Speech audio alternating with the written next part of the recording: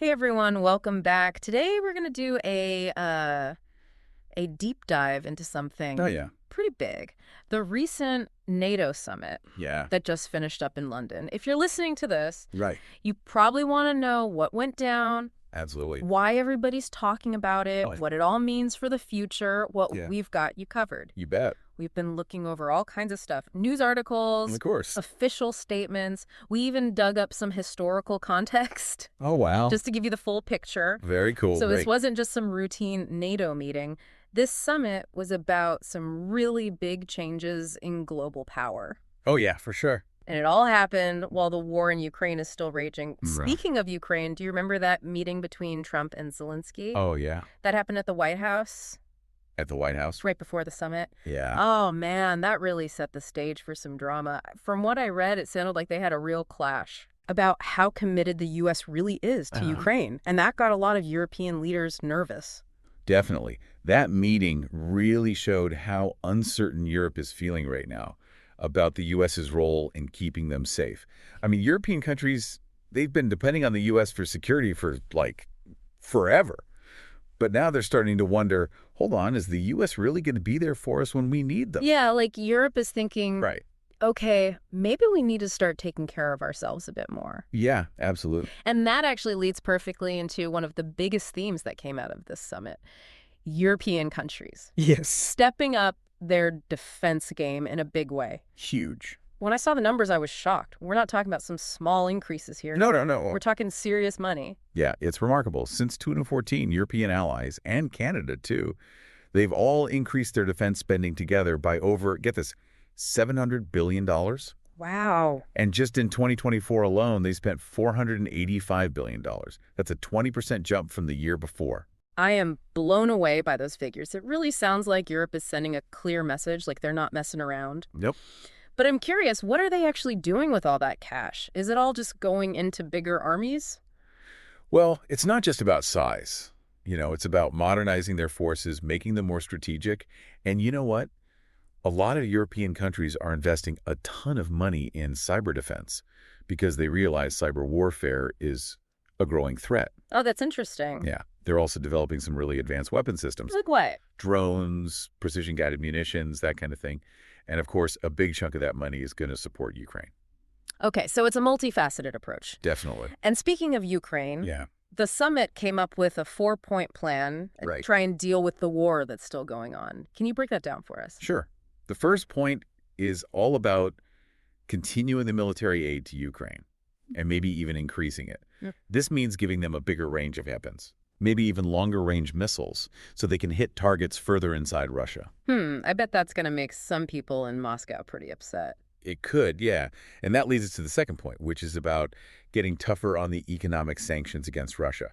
The goal is to really target those key parts of their economy and put the squeeze on them so they'll come to the negotiating table. So they're trying to squeeze Russia from both sides, Right. militarily and economically. Exactly. Now, the third point is all about making sure that any peace talks in the future have to respect Ukraine's borders and independence. No compromising on that. That sounds pretty non-negotiable. It is.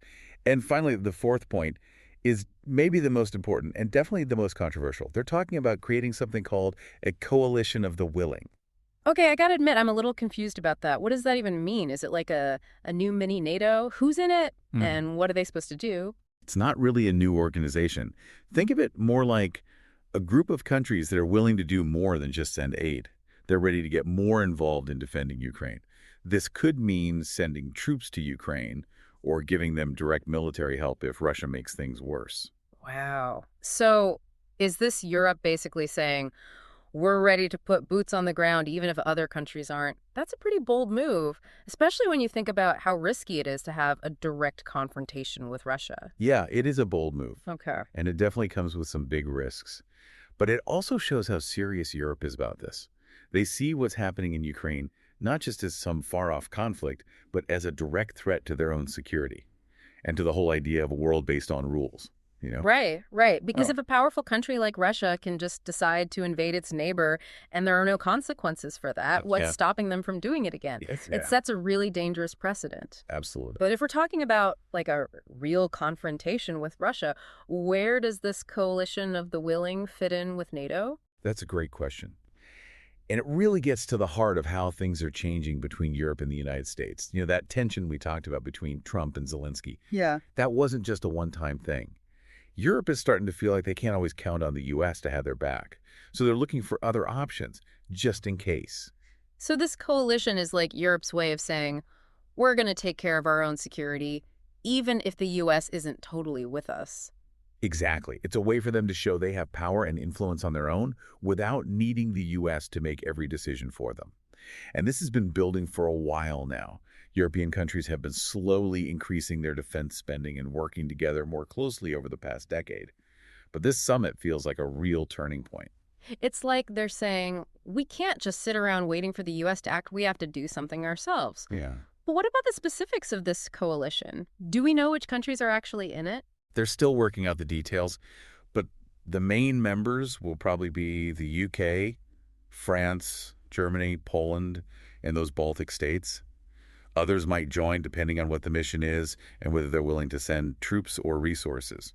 So it's not just a symbolic thing. They're actually talking about sending soldiers to Ukraine. Yep. That's huge. It is. What do you think Russia's reaction is going to be to all this? It's tough to say for sure, but I don't think they'll be thrilled about it. They've already been complaining that NATO is expanding eastward and threatening them, and this coalition will just make them feel even more like that. Sounds like this could really make things worse and increase the chances of the war spreading. It could. But didn't they also talk about a ceasefire plan at the summit? They did. There's a proposal for a truce, a one-month truce. It would mainly focus on the areas where the fighting is the worst, in eastern Ukraine. The idea is to give them a chance to have some peace talks, maybe start to trust each other a little more. I mean, it makes sense, but I just don't see how a 1 month break is going to be enough to fix a conflict this deep. It's a long shot. And even if they do manage to agree on something, how can Ukraine be sure that Russia won't just break the agreement later on? That's the big question. And it shows that they need more than just a temporary ceasefire. What Ukraine really needs are some solid guarantees about their security in the long term, something that will keep them safe and prevent Russia from invading again. So, what kind of security guarantees are we talking about here? Would Ukraine joining NATO be part of that? NATO membership is a complicated issue. They definitely talked about it at the summit. But some European countries are really hesitant about extending that Article 5 protection to Ukraine. The part where an attack on one NATO member is considered an attack on all of them. They're worried that it would lead to a direct war with Russia, which no one wants. Yeah, I get that. But if not NATO membership, then what? How else can they realistically protect Ukraine from another Russian attack? There are a few options they're thinking about. One idea is to give Ukraine a really strong security pact, something less than full NATO membership, but still with solid promises from the big powers to defend them if they're attacked again. Like a mini NATO just for Ukraine? Kind of like that. Another idea is to help Ukraine build up their own military so they can defend themselves against any future aggression from Russia. This means giving them advanced weapons, training, and intelligence. Basically making them too tough for Russia to mess with without getting hurt. Exactly. And then there's the economic side of things. The summit made it clear they're going to keep up the pressure on Russia with those sanctions and maybe even make them stronger. The message is those sanctions will stay in place until this conflict is resolved. They also talked about maybe using the Russian assets that have been seized to help pay for rebuilding Ukraine. Ooh, that's gotta sting. I can't imagine Russia's gonna be happy about that. Probably not. It seems like they're trying to hit Russia from every angle. Military, economic, diplomatic. But is there a chance this could all backfire? Could putting this much pressure on Russia make them even more dangerous? There's definitely a risk. We're talking about a country with nuclear weapons that's feeling increasingly threatened and isolated. If you push them too hard, who knows what they might do? So how do you find that balance between standing up to their aggression and not making things worse? It feels like walking a tightrope. It is a delicate balance. And there are no easy answers. But one thing is for sure. This is not just about Ukraine anymore. This is about the future of Europe, the future of the relationship between Europe and the U.S., and the future of the whole global order. You're right. The summit wasn't just about negotiating some details. It was about some really fundamental changes in who has power on the world stage. Absolutely. And speaking of power dynamics, how do you think other big players like the US are looking at this new, more assertive Europe? It's mixed. Some people in the U.S. see it as a good thing. They think a stronger, more independent Europe is actually in America's best interest. It frees up the U.S. to focus on other things like China, and it means Europe is sharing more of the responsibility for global security. Less reliance on the US, more shared responsibility. Exactly. But others are more worried. They're concerned that this could lead to a world that's more divided, where the U.S. and Europe drift apart and can't work together as effectively to solve global problems. There's also a concern that a more assertive Europe might start acting on its own, without consulting the U.S., which could create friction and make diplomacy more difficult. So it's a double-edged sword. More autonomy for Europe could be good for the US, but it also comes with some risks. Definitely. What about Russia? How do you think they see this shift? For Russia, it's complicated. Hmm. On the one hand, a more united and assertive Europe looks like a threat to them. It shows that their efforts to weaken NATO and divide the West haven't worked. That must be pretty frustrating for them, considering what they've been trying to do. For sure. But some analysts believe that Russia might actually see some opportunities in a more independent Europe, Really? I don't quite see it. Why would they want that? because a more independent Europe might be more willing to deal with Russia on Russia's terms without being held back by the transatlantic alliance. It could give Russia a chance to play European countries off against each other, taking advantage of any differences they have in their interests or goals. So a more fragmented Europe could actually work out in Russia's favor in the long run. It's possible. It all depends on how Russia decides to play its cards. Hmm. And that's what makes this whole situation so fascinating and so unpredictable. We're at a real turning point in history, and the decisions that the key players make in the next few months and years will have a huge impact on the global order. It's like we're entering a whole new era, and the rules are being rewritten as we speak. And this coalition of the willing idea brings up a lot of questions about the future of NATO. If European countries are more willing to act on their own now, especially when it comes to military stuff, does that mean NATO is becoming less important? A lot of people are wondering that, and it's a tough question. Some people say it's a sign that NATO is getting weaker, that the whole transatlantic partnership is breaking down because they don't agree on everything anymore. They point to the fact that this coalition of the willing is doing its own thing outside of NATO's official structure. And they think that could make NATO less united and less effective. Yeah, it's like creating a whole separate system, which could get confusing, especially if they're not always on the same page. Right. But then there's another way to look at it. Some people see this as NATO adapting, not falling apart. They say NATO was created for a different world back when the main threat was the Soviet Union invading Western Europe. But the world's a lot different now. The threats are more complicated. So NATO has to change, too, to keep up with the times. Exactly. It's like if you tried to use an old tool for a new job. It just wouldn't work. The people who see this as adaptation say a more flexible NATO, one that lets these smaller groups of countries tackle specific problems, could actually make the alliance stronger. It could make them react faster and be more effective. I see what you mean. It's like having different tools in a toolbox, right? You wouldn't use a hammer to fix a leaky faucet. But it still leaves us with the question, what's going to happen to NATO in the future? Will it break up into smaller groups, each with their own agenda? Or can it stay together and have a clear purpose in a world where power is more spread out? That's the big question, and honestly, no one really knows the answer. It depends on a lot of things.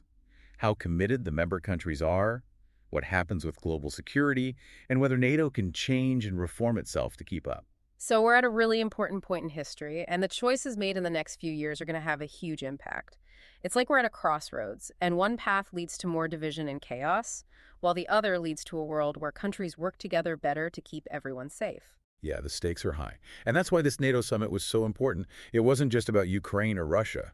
It was about the future of the West, the future of global order, the future of peace and security for everyone in the 21st century. It's been awesome talking about all this with you, and I feel like we've just barely scratched the surface of this whole situation. It's so complex, and things are changing all the time. Yeah, there's always more to learn. And things are moving fast. It's important to stay informed, to keep talking about these issues, and to think about all the different points of view and what could happen. Well said.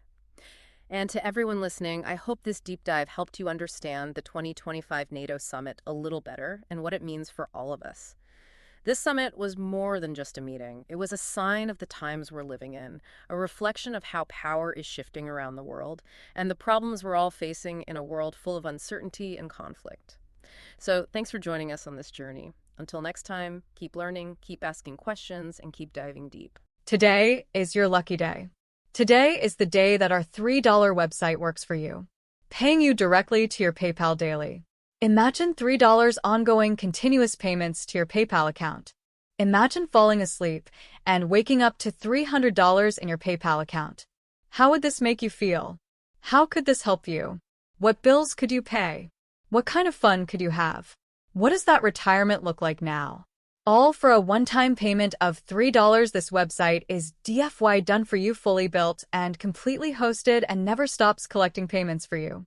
You have spent $3 on coffee on a regular, but that coffee won't help you create multiple streams of income. Click the link below.